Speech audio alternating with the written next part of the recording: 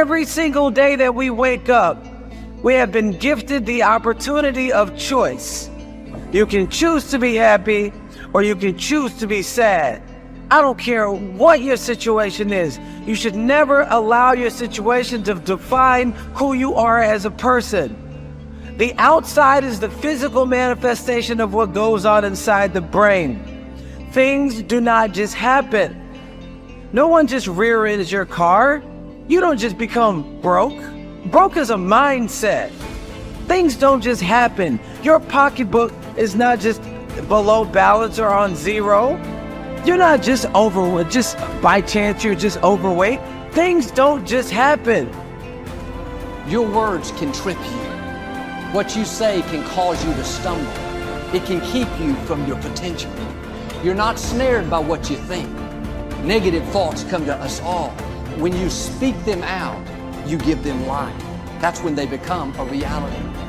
When you say, I'll never get back in shape, it becomes more difficult. You just made it harder. When you say, I never get any good breaks, that stops the favor that was ordained for you. If you say, I'm not that talented, I don't have a good personality, that is setting the limits for your life. That is calling in mediocrity. So the recognition that negative thinking and unhappy states actually do nothing to change anything. If anything, they make it worse. So if there's enough awareness and you can suddenly look at that, and then you can ask yourself from the deeper perspective of awareness, do I want to continue to think these thoughts? Is that helpful or good? Do I really want that? Ask yourself, what is my limiting step? What is the one factor that determines the speed at which I achieve my goal, or whether I achieve it at all?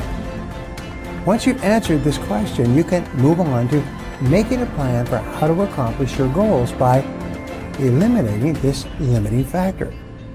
Your ability to identify your limiting step is one of the best demonstrations of your intelligence, and your capacity to eliminate this limiting step is one of the best demonstrations of your overall competence in achieving anything you want. It's our thoughts that are manifesting this world. Now you could say that's a spiritual thing, and now I say not only is it spiritual, now it is fundamental basic science of the universe.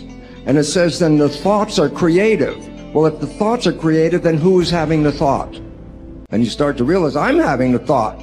Well, then the truth is simple. As Richard Conn Henry said, you are creating this world with your mental activity and your spirituality combined. And then all of a sudden it says, well, then if I'm creating the world, then my original belief that when things didn't go right, I was a victim. The universe wasn't supporting me. You know, it's like, oh, I try so hard and the universe is not giving me things. It turns 180 degrees around. And it basically says this: we are creating this world. And then I say your mind is creating this world. Although you cannot change conditions or circumstance, you don't have to let them control you. We can't control what's going on outside, but we can control what's going on inside. You know, and unfortunately, I don't think many of us have been raised to really understand that. And it's a lack of understanding that's causing all our problems. We are the only creature on the planet that's totally disoriented in our environment. All the little squirrels, the birds, all the animals are completely at home in their environment. They blend in. You and I are totally disoriented in our environment. We've been given the mental faculties to create our own environment. However, we go right through school and we've never learned that. We have higher faculties, and the average person has no knowledge of how to operate with them, how to develop them. We have perception, the will, reason, imagination, memory, and intuition. Now, those mental faculties, they're not just words, they're actually mental faculties that we can use to take control over our world and to create the environment that we want. But unfortunately, we grow up, we don't know that. We've been raised to live through by what we see, hear, smell, taste, and touch, our physical senses. And we've been raised to be controlled by what's going on outside. As little kids, will you listen to what I'm telling you? Will you look at this? You know, and so it's all outside. We get our report card, and that tells us what kind of student we are. But it really tells us where our mind was at for a few minutes 3 weeks ago. Got nothing to do with who we are. So I think we're raised in ignorance, actually. There's a very small percentage of the population that have a reasonably clear understanding of who they are and what they're capable of doing. But the ones that do are in the minority. People think that the purpose of memory is to remember the past. And that's not the purpose of memory. The purpose of memory is to extract out from the past lessons to structure the future. And that's the purpose of personal memory. And so you're done with a memory when you've extracted out the information that you can use to guide yourself properly in the future. So if you have a traumatic memory, for example, that's really obsessing you, if you analyze that memory to the point where you figured out how you put yourself at risk and you can determine how you might avoid that in the future, then the emotion associated with that goes away. So memory has a very pragmatic function. And cultural memory is the same thing, is that we need to extract out stories from our past that structure our future. And we need that because, well, first of all, if you don't have a purpose, let's say, it isn't that your life becomes neutral in a meaningless sense. It's that your life becomes characterized by unbearable suffering, because the baseline condition of life is something like unbearable suffering. And what you have to set against that is a noble and worthwhile purpose. And hopefully your determination of that purpose is buttressed to some degree by the wisdom of the past, because you can't conjure something like that up on your own. And if you provide people with nobility of purpose, then they can tolerate the suffering of existence without becoming entirely corrupted by it. And cultures that don't do that, it isn't even so much that they die, it's that cultures that don't do that are dead.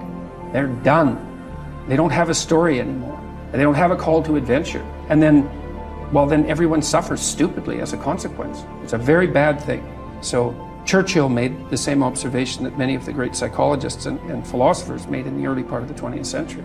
It's like, bring the story forward and propagate it and make it the most noble possible story. And then you motivate people to transcend themselves, which they need to do. So yes, he's exactly right in his diagnosis. In order for us to become abundant, we have to overcome the old personality. And that's 95% of who we are, right? Yes. So then, the side effect of the beginning of this process is a lot of discomfort. It is a lot of discomfort because you're stepping outside the known into the unknown, and now you can't predict. It's scary. No, you'd rather hold on to your lack. The pain, the suffering. Rather tell the story of that. At least it makes you feel something that's familiar. Mm-hmm. When you step outside and you're saying, I'm not going to complain about money any longer. I'm not going to complain about I don't have any. I'm not going to judge other people who do. I'm not going to say I can't. I'm not worthy. It's never going to work. All those things got to go. I'm not going to feel lack. I'm not going to feel unworthy. I'm not going to feel separation. I'm not going to feel resentment. These are the things that are keeping my reality the same. Now it's no longer about abundance, it's about who you become. Mm-hmm. The most successful people are long-term thinkers. They look into the future as far as they can to determine the kind of people they want to become and the goals they want to achieve. They then come back to the present and determine the things that they will have to do or not do to achieve their desired futures. This practice of long-term thinking applies to work, career, marriage, relationships, money, and personal conduct. Successful people make sure that everything they do in the short term is consistent with where they want to end up in the long term. They practice self-discipline at all times. You see this willingness to sacrifice in people who spend many hours and even years preparing, studying, and upgrading their skills to make themselves more valuable, so that they can have a better life in the future, rather than spending most of their time socializing and having fun in the present. Your ability to think, plan, and work hard in the short term, and to discipline yourself to do what is right and necessary before you do what is fun and easy, is the key to creating a wonderful future for yourself. Your ability to think long term is a developed skill. As you get better at it, you become more able to predict with increasing accuracy. what is likely to happen to you in the future as the result of your actions in the present. This is a quality of the superior thinker.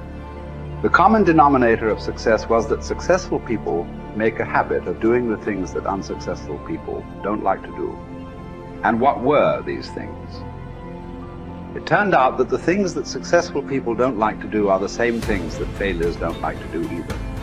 But successful people do them anyway because they know that this is the price they have to pay if they want to enjoy greater success and rewards in the future. Successful people are more concerned with pleasing results, whereas failures were more concerned about pleasing method. Successful, happy people were more concerned with the positive, long-term consequences of their behaviors, whereas unsuccessful people were more concerned with personal enjoyment and immediate gratification. The top people were those who were more concerned with activities that were goal-achieving, whereas average people were more concerned with activities that were tension-relieving.